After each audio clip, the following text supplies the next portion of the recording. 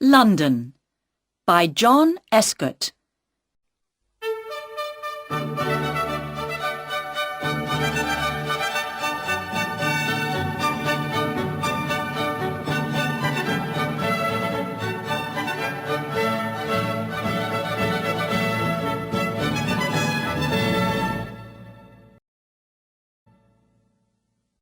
Chapter 1. This is London.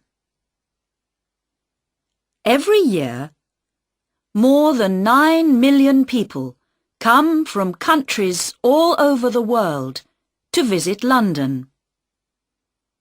They go to the theatres and museums. They look at interesting old buildings, many of them hundreds of years old.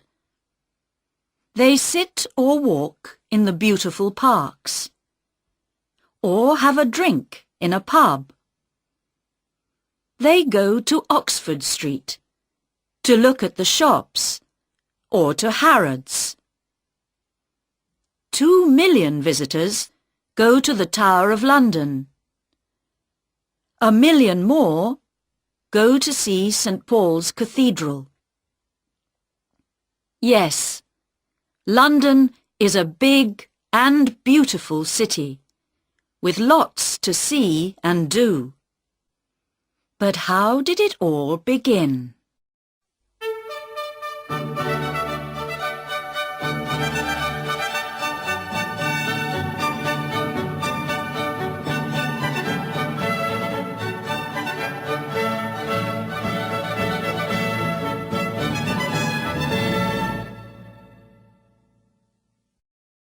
Chapter 2. In the Beginning. The name London comes from the Romans. There were people living here before they came, but we do not know very much about them. The Romans came to England in AD 43. They built houses and other buildings and made a town next to the River Thames. They called the town Londinium. They built a bridge over the river, and ships came up to Londinium from the sea. The town got bigger and bigger. Important new buildings went up, and you can see some of the Roman city wall today, near the Museum of London. It was a rich town, with about 50,000 people living in it. But soon after AD 400, the Romans left Londinium to go back to Rome, and nobody lived in the town for many hundreds of years. The buildings began to fall down. Danish soldiers destroyed more buildings nearly 500 years later. King Alfred was King of England then. He got the Danes to leave London, and his men built the town again. In 1066, William the Conqueror came to England from France to be king. Soon after, he began to build the Tower of London. When Henry VIII was king, in 1509, 50,000 people lived in London again. By the year 1600, there were 200,000, but a lot of them lived in old and dirty buildings. In 1665, 100,000 people died from an illness called the plague. This was called the Year of the Great Plague. A year later, in 1666, there was a big fire, the Fire of London. It began in a house in Pudding Lane, near London Bridge. More than 250,000 Londoners lost their homes in the fire. It destroyed St. Paul's Cathedral and 88 other churches. But the fire also destroyed most of the worst old buildings, and the new houses that went up after this were better for people to live in. A new St. Paul's Cathedral was built between 1675 and 1711. By 1881, more than 3 million people lived in London. Today, more than 6 million people live here. There were 8 million in the 1960s, but in the 1970s and 1980s, people moved out of the centre of London.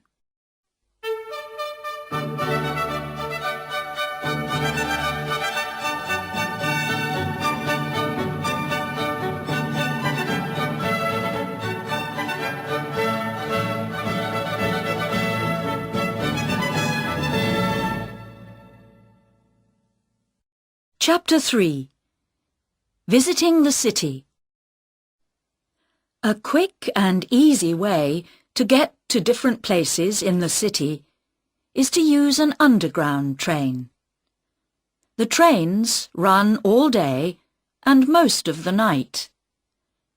Buy your ticket before you get on the train. It's better not to make your journey between 8 o'clock and 10 o'clock in the morning, or 4 o'clock and 6 o'clock in the evening. These are called the rush hours.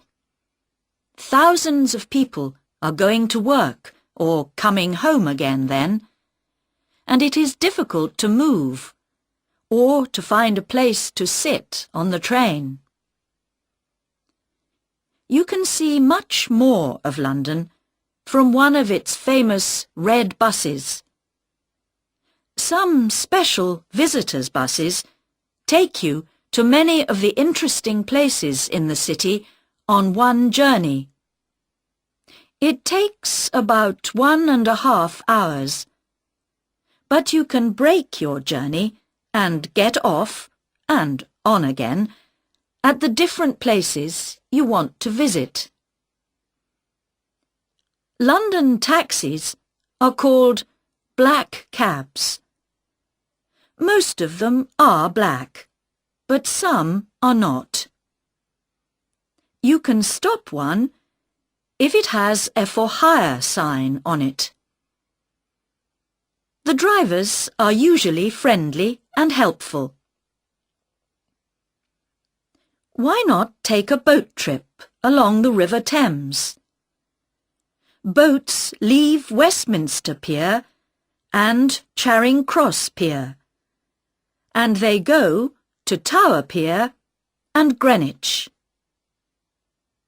Between April and October, you can take a longer boat trip to Hampton Court, about 4 hours, a beautiful palace in a big park.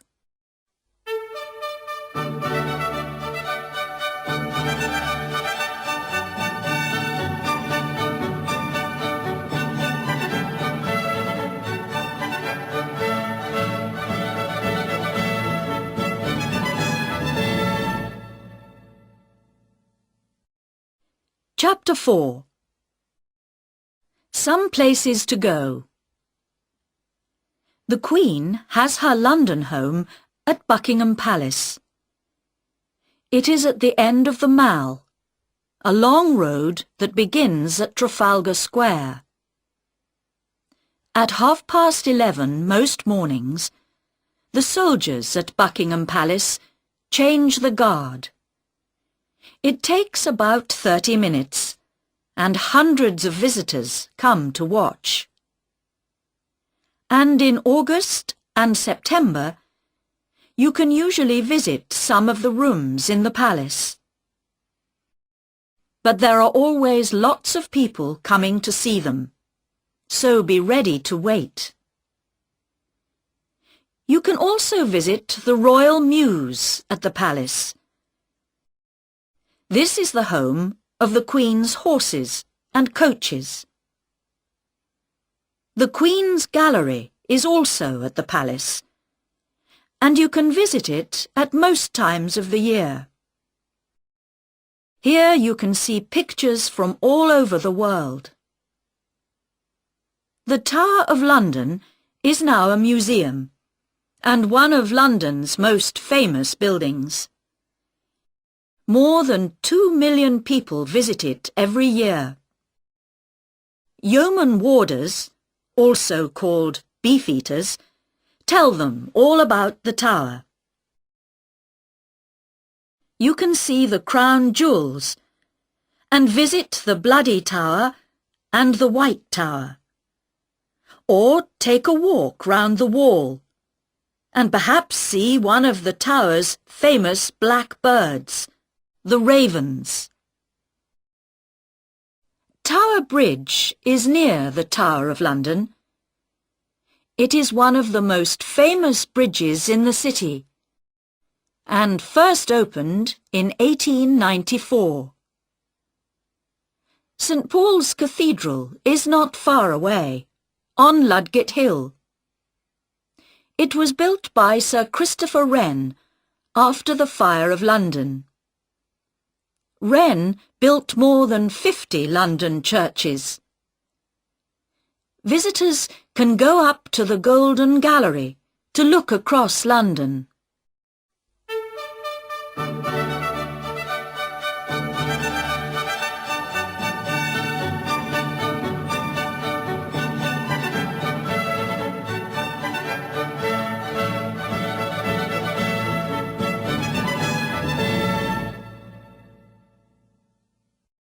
Chapter 5.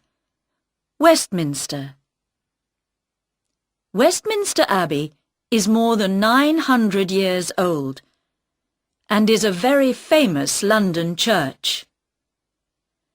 After William the Conqueror, every king and queen of England was crowned king or queen here.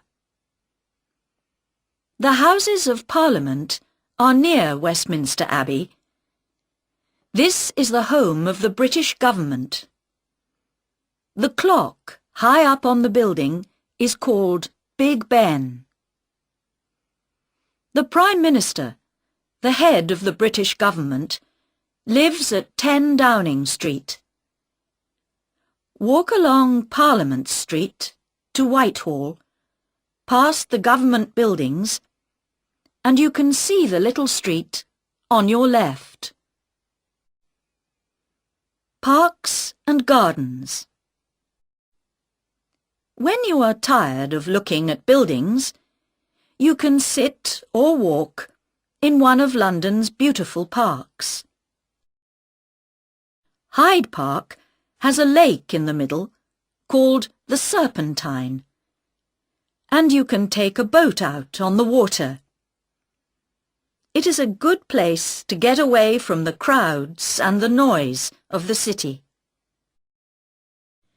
You can listen to the speakers at Speaker's Corner near Marble Arch. People from all over the world come and speak here. You can ask a speaker some difficult questions if you like, or you can stand on a box and speak to some of the listeners. Kensington Gardens is next to Hyde Park. Here you can see the statue of Peter Pan, the famous boy in the children's story Peter Pan by J.M. Barrie. Regent's Park is the home of London Zoo. The zoo has thousands of birds and animals from all over the world. There is also a theatre in the park. On a summer's evening, you can sit out under the night sky and watch a play by William Shakespeare, England's most famous writer. St. James's Park is next to the Mall. It is smaller, but many people think it is more beautiful.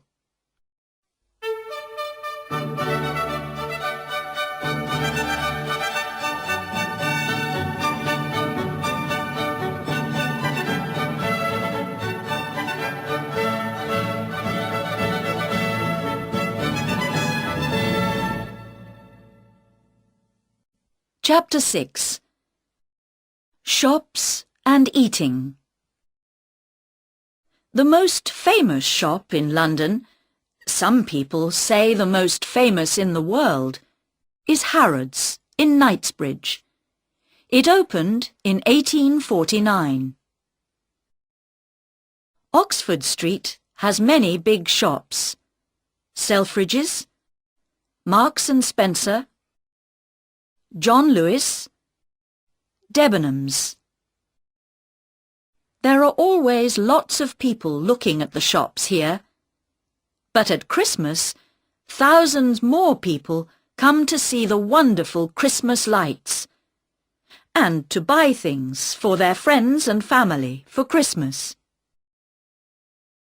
Charing Cross is famous for its bookshops. There are lots of them, and they sell old and new books. One of the oldest and most famous is Foyle's. It has thousands of books, but it can sometimes be very difficult to find the book you want. Covent Garden was once a big food market, but now it has lots of small shops and cafes, and there are street performers to watch. There are two very famous markets in London. Petticoat Lane Market, open on Sundays, is in Middlesex Street and is a good place to buy cheap clothes and things for the home. At the market in Portobello Road, open on Saturdays, you can buy old clocks, old chairs and tables, and hundreds of other things.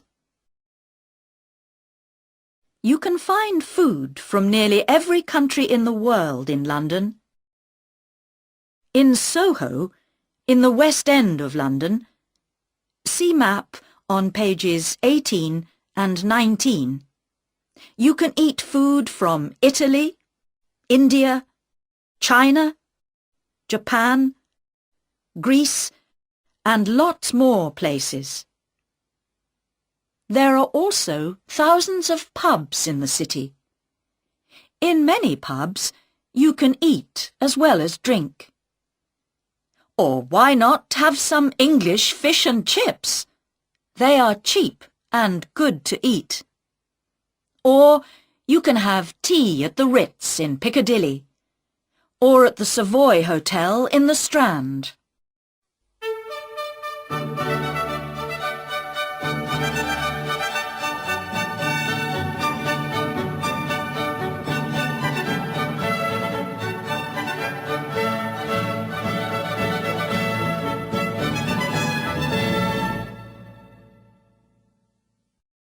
Chapter 7. Going Out. Theatres and Music. London's West End has some of the best theatres in the world, so tickets can be expensive. Go in the afternoon. It is often cheaper. There is something for everybody. From a play by the Royal Shakespeare Company at the Barbican Theatre to Agatha Christie's The Mousetrap. This play began in 1952, and thousands of visitors see it every year. There are lots of cinemas to visit. The most expensive are in the West End, but you can sometimes get cheap tickets on Mondays. You can hear wonderful music and singing from all over the world at the Royal Opera House in Covent Garden, the Royal Albert Hall in Kensington Gore, the London Coliseum in St Martin's Lane, and the Barbican Centre, Silk Street. For ballet, go to the Sadler's Wells Theatre in Rosebery Avenue, or to the Royal Opera House. To get cheap tickets, buy them an hour or two before it begins. Do you like to listen to jazz musicians? You can hear some of the best at Ronnie Scott's Club in Frith Street, or at the Bull's Head Barns at Barnes Bridge, or at 100 Club at 100 Oxford Street. Sport. Some of the most famous English football clubs are in London. You can see Arsenal play at Arsenal Stadium, Avenel Road, N5. Chelsea play at Stamford Bridge, Fulham Road, SW6. And Tottenham Hotspur play at White Hart Lane, High Road, N17. To watch the very English game of cricket, go to Lord's Cricket Ground in St John's Wood, NW8. This is the home of cricket for most English people.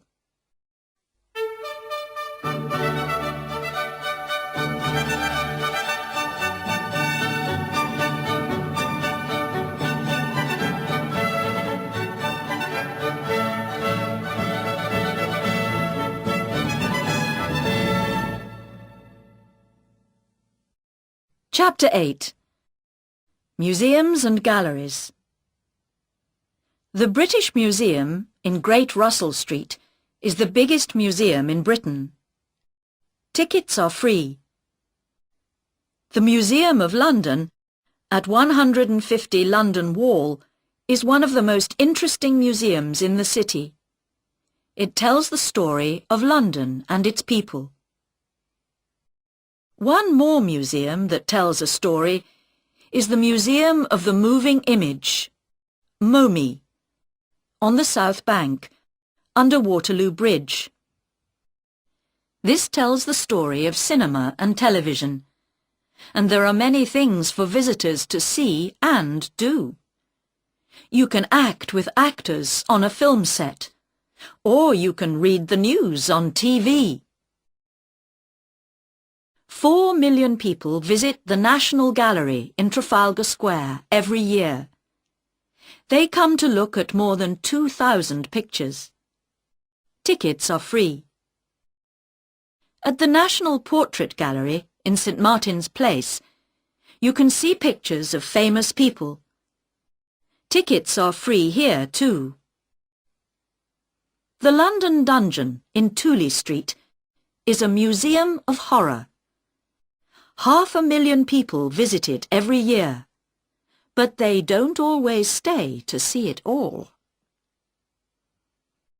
Madame Tussauds in Marylebone Road is famous for its people made from wax.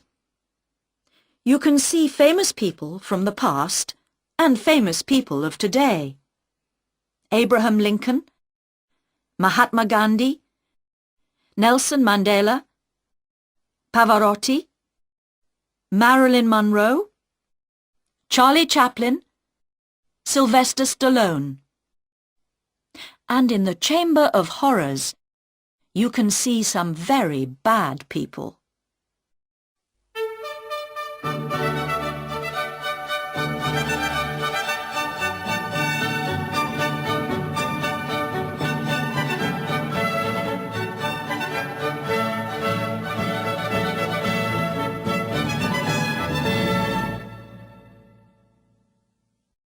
Chapter 9.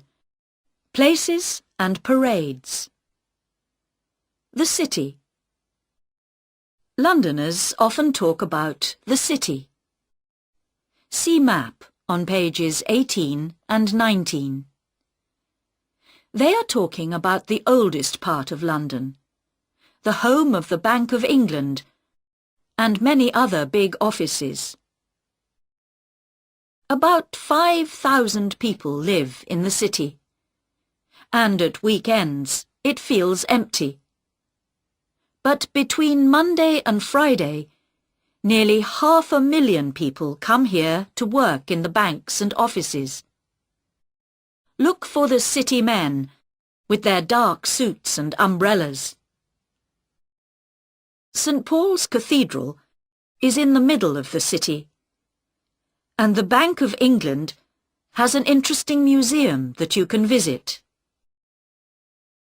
Also in the city is a very tall building, 60.6 meters high, called the Monument.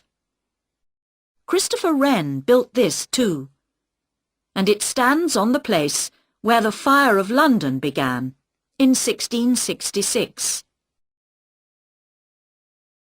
Some interesting and exciting days. Every year, on a Saturday morning in June, Foot Guards and Horse Guards have a parade for the Queen. This is called Trooping the Colour. The colour is the flag that the soldiers carry. Thousands of people stand in the Mall to see the Queen and the soldiers go past. The exciting Notting Hill Carnival is on the last Sunday and Monday in August.